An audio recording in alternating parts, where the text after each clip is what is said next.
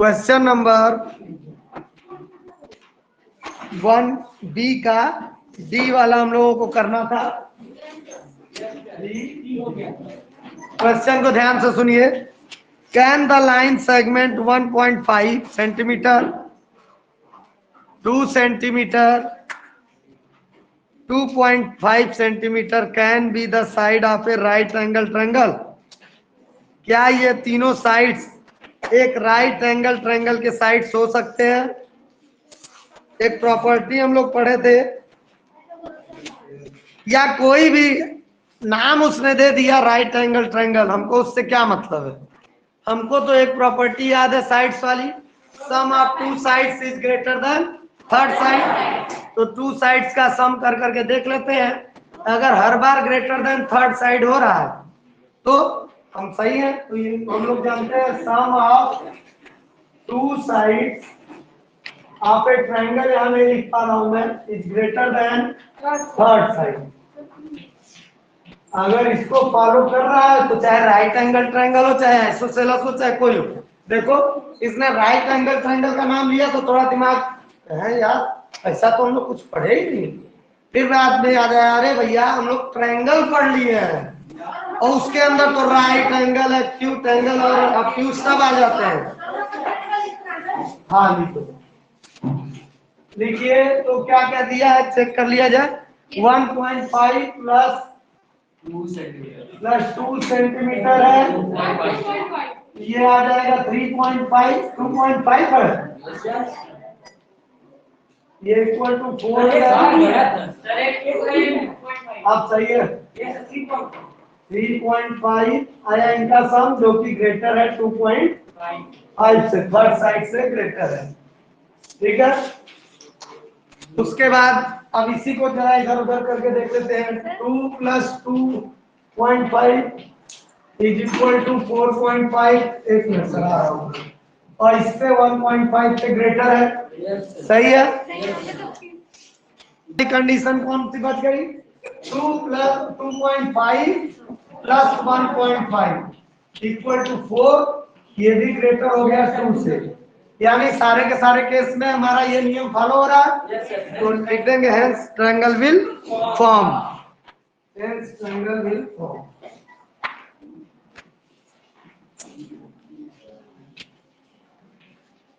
अच्छा देखो कितना अच्छा एक हम लोग सीखे इसमें कि कोई ट्रायंगल का नाम ले लेने से नहीं परेशान होना।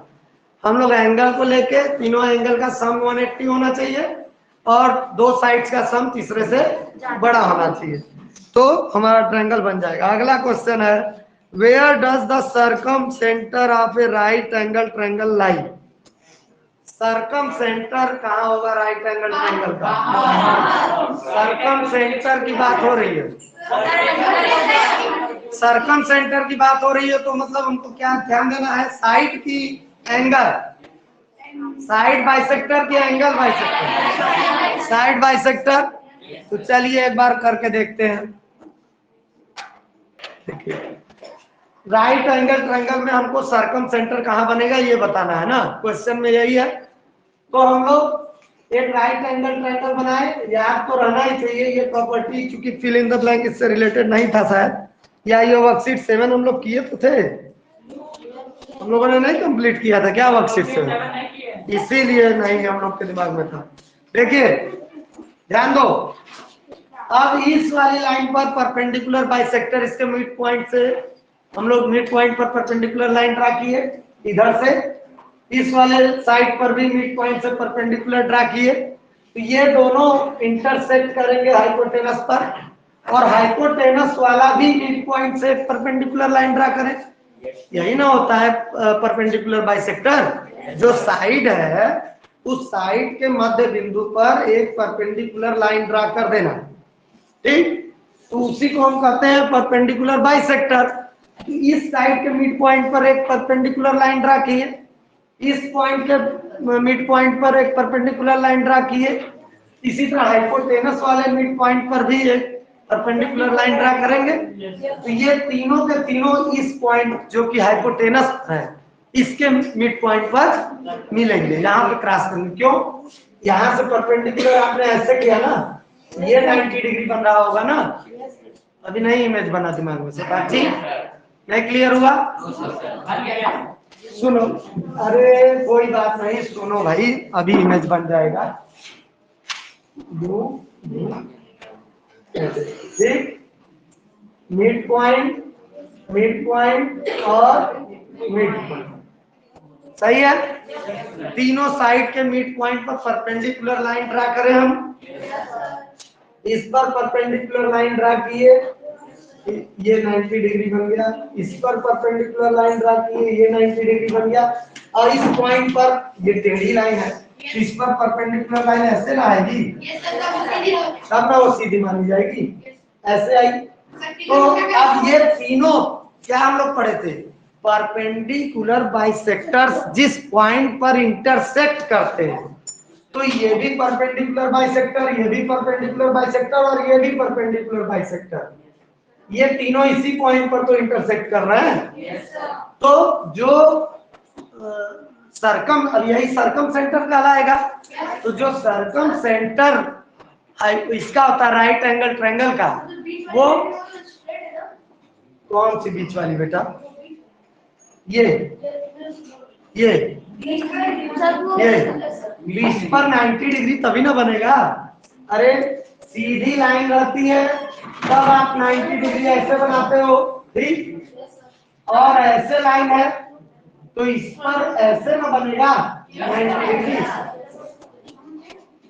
समझ में आ रहा है? तो चलिए, बहुत अच्छा।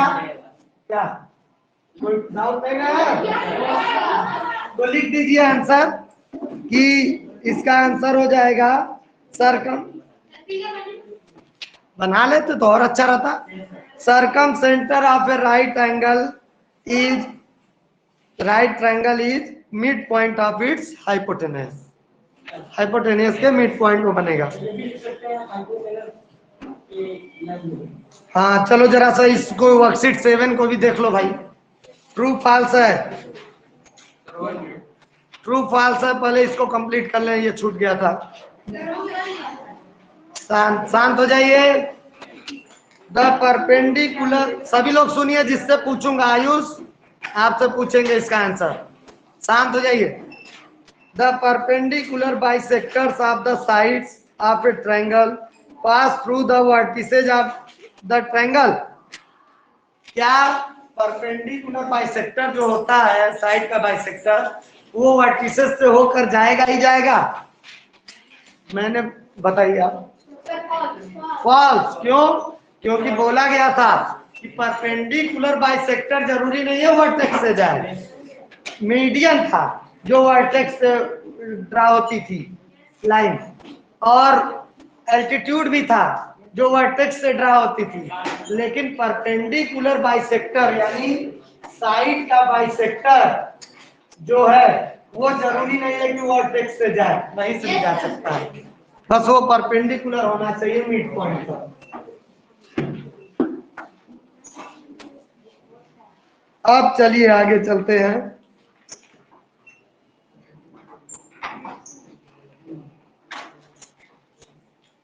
नेक्स्ट है the perpendicular bisectors of the sides of a triangle are concurrent. True, एक पॉइंट जानते हैं जिसको हम सर्कम सेंटर कहते हैं। The circumcentre of a triangle is equidistant from the sides of the triangle. False. ठीक, अगला, circumcentre of the right triangle is midpoint of its hypotenuse. Hypotenuse triangle के midpoint पर circumcentre होता है। Hrithik, Harshit, pay your attention here. Circumcentre of an obtuse triangle lies in the interior of the triangle. अब जब acute angle triangle था तो interior था, फिर हाइपोटेनियस पे गया, अब कुछ बाहर ही जाएगा।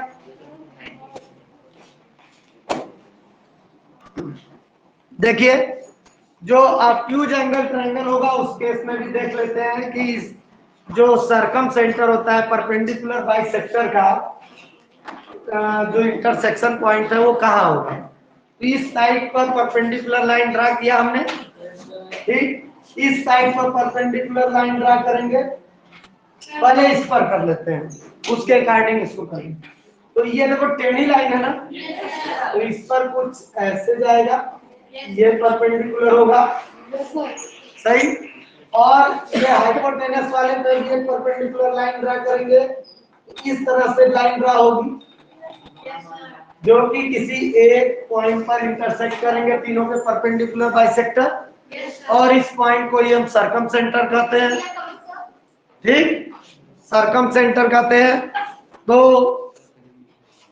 जो ऑब्ट्यूज एंगल ट्रायंगल होगा उसमें सर्कम सेंटर एक्सटीरियर होगा, जबकि इसमें क्या दे दिया था, इंटीरियर, इसलिए ये फॉल्स होगा। ठीक, वर्कशीट 7 भी उसी में हो गया complete.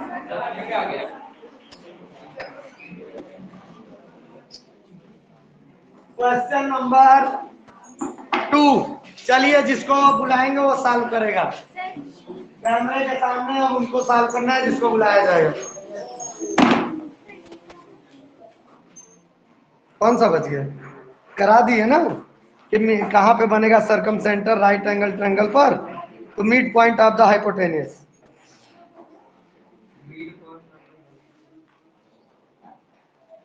A man goes 5 meter in east and then 12 meter in north direction. 5 metre east में गया और 12 मीटर नॉर्थ में गया। Find the distance from the starting point. ठीक है भाई, तो हम लोग ईस्ट वेस्ट नॉर्थ साइड का सिंबल जानते हैं, east west north south.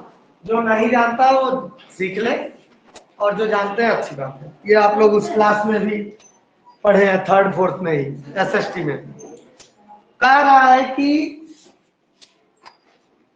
5 metre इन ईस्ट, मान लो ये इसका स्टार्टिंग पॉइंट है, तो इधर से इधर ईस्ट होगा, इस डायरेक्शन 5 मीटर गया, और देन 12 मीटर इन नॉर्थ डायरेक्शन, और नॉर्थ ऊपर है, यहाँ से 12 मीटर नॉर्थ डायरेक्शन में चला गया। अब उसकी डिस्टेंस स्टार्टिंग पॉइंट से कितनी है ये बताना है, ये वाला डिस्टेंस। नाम दे दीजिए ए बी सी, हाइपोटेनस बन गया क्योंकि एक राइट एंगल ट्रायंगल बन गया। तो ये जो स्टार्टिंग पॉइंट से उसकी अब पोजीशन कितनी दूरी होगी यही बताना है। तो चलिए कैलकुलेट किया जाए।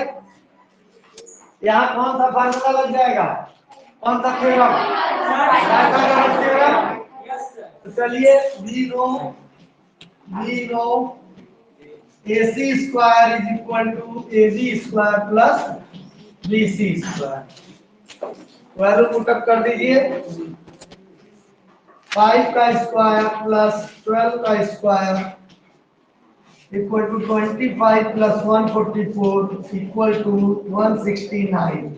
सभी लोग शांत रहेंगे, जिससे पूछा जाएगा वो बताएगा। एक मिनट, चलिए भाई बताइए, चलो अनुपात ही बता दीजिए, किसका स्क्वायर है ये 169, तो AC square is equal to 13 का स्क्वायर, या AC is equal to 13 metre, यही हमारा आंसर होगा।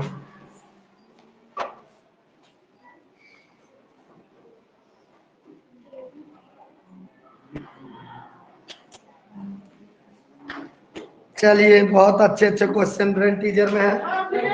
क्वेश्चन 3 बोल रहा है the width of a rectangle is 5 centimetre. एक रेक्टेंगल का विड्थ यानी चौड़ाई दे दिया है 5 centimetre, and its diagonal is 13 centimetre. Diagonal भी दे दिया।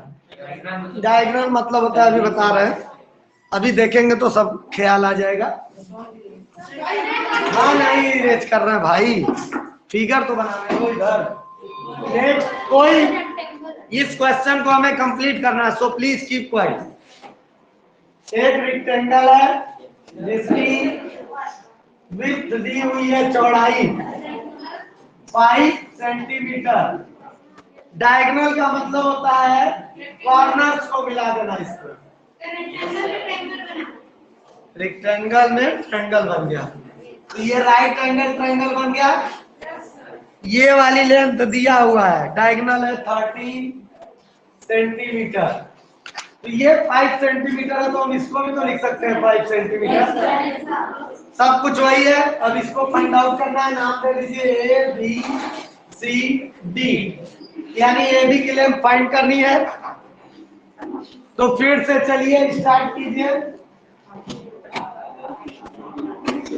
क्यों बात होने लगी बेटा? मैं कह रहा हूं इससे कंप्लीट करना है ना।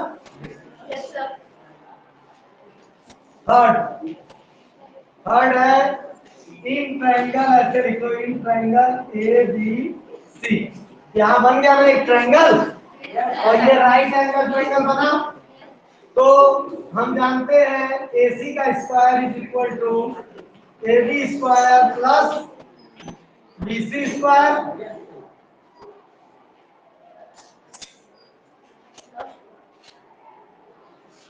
चलिए वैल्यू पुटअप कीजिए। AC की वैल्यू मालूम है हमको 13 का square equal to AB square निकालना है, प्लस BC है 5 का स्क्वायर 169 AB स्क्वायर प्लस 25। अब देखो 25 को इस साइड लाए, नंबर को नंबर की तरफ माइनस हो जाएगा।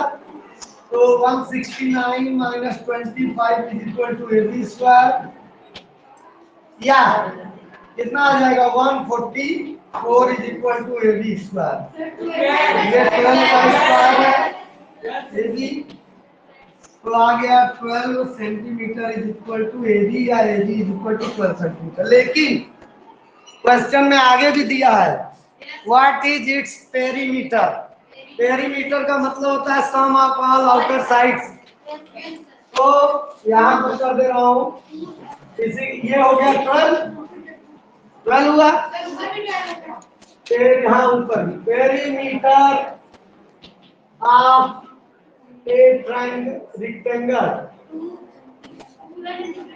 ये याद होना चाहिए formula 2 in bracket L plus D, length into length plus breadth.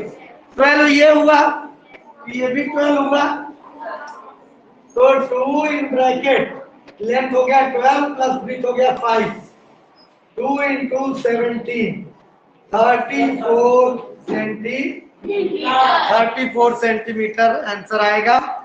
देखिए ये कितना अच्छा क्वेश्चन था। इसमें रेक्टेंगल में डायगोनल देकर हमसे पाइथागोरस थ्योरम भी यूज करा लिया, और फिर पेरीमीटर भी सॉल्व करा लिया। क्या बेटा? बहुत इंपॉर्टेंट है। क्यों होता है, लेकिन यहाँ जरूरत क्या है?